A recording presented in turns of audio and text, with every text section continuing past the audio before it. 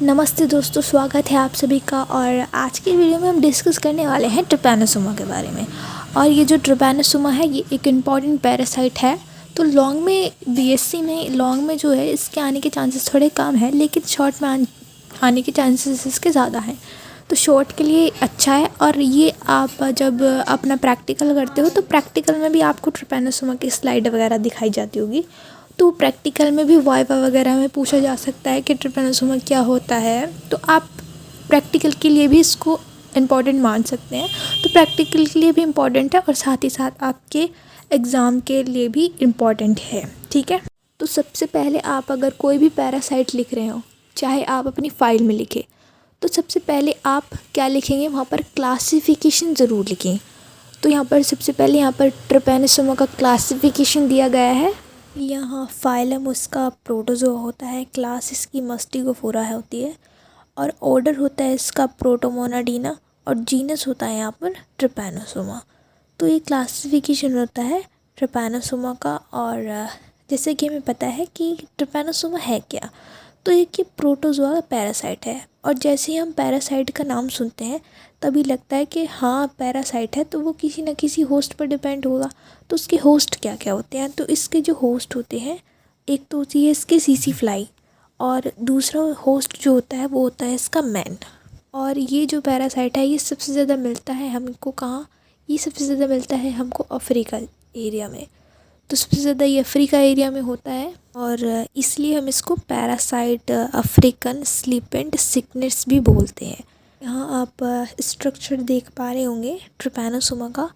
तो यहाँ पर जो ट्रिपैनोसोमा का स्ट्रक्चर होता है वो कैसा होता है, स्पिंडल शेप्ड होता है। इसकी बॉडी जो है सिलेंडर लाइक होती है, स्पिंडल शेप्ड होती है और कलरलेस होती है। ठीक है।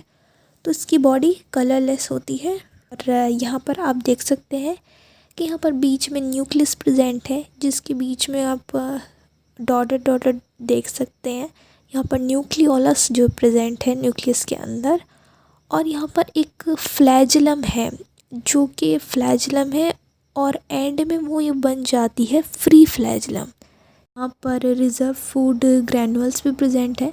तो इस टाइप से कुछ इसका स्ट्रक्चर होता है। अब बात आती है कि हम इसका नोट्स कैसे लिख सकते हैं। तो कुछ इस टाइप से आप नोट्स भी बना सकते हैं, और नोट्स आप इंग्लिश में भी बना सकते हैं और हिंदी में भी बना सकते हैं। तो यहाँ पर मैंने हिंदी में कुछ नोट्स बनाया है।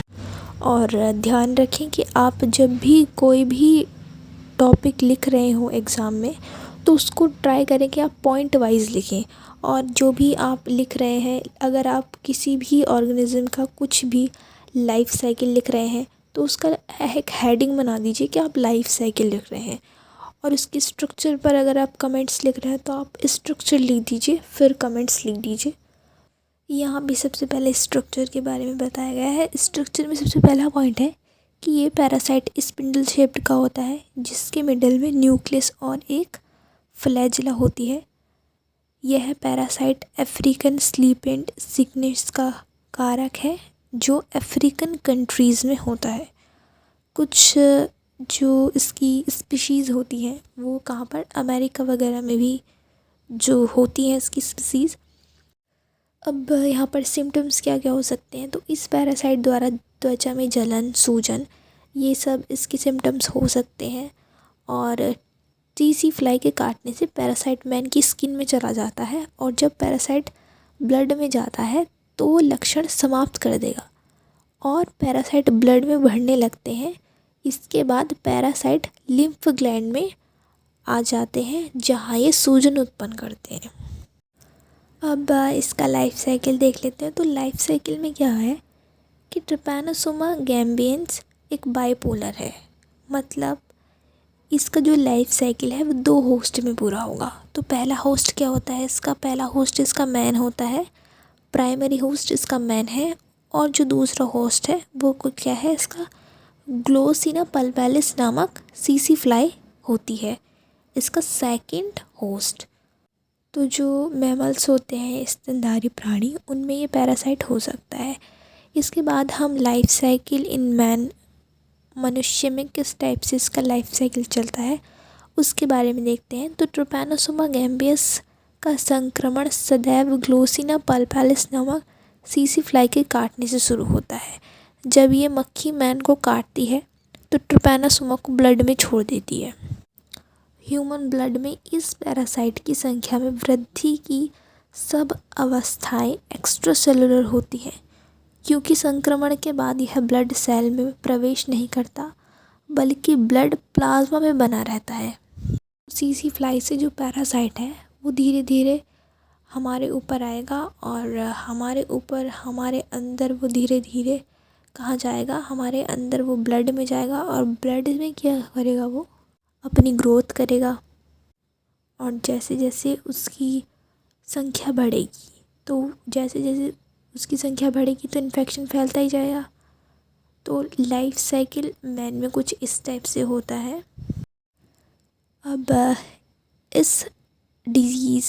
इस पैरासाइट से बचने के लिए क्या क्या किया जा सकता है। तो ट्रिपैनोसोमा वेस्ट अफ्रीका में एनिमल्स का पैरासाइट होता है जिसे पूरी तरह ख़त्म करना असंभव है। सीसी फ्लाई से बचाव के लिए आसपास सफाई होनी चाहिए और इससे बचाव के लिए हम इंजेक्शन भी ले सकते हैं। तो कंट्रोल हम कुछ इस टाइप से कर सकते हैं। तो जहाँ जहाँ सफाई होती है वहाँ हम पैरासाइट के संक्रमण को फैलने से रोक सकते हैं। तो आज की वीडियो में बस इतना ही। और ये शॉर्ट नोट के लिए इम्पॉर्टेंट है, प्रैक्टिकल के लिए भी इम्पॉर्टेंट है, तो एग्ज़ाम्स के पॉइंट ऑफ व्यू से रेडी कर लेना।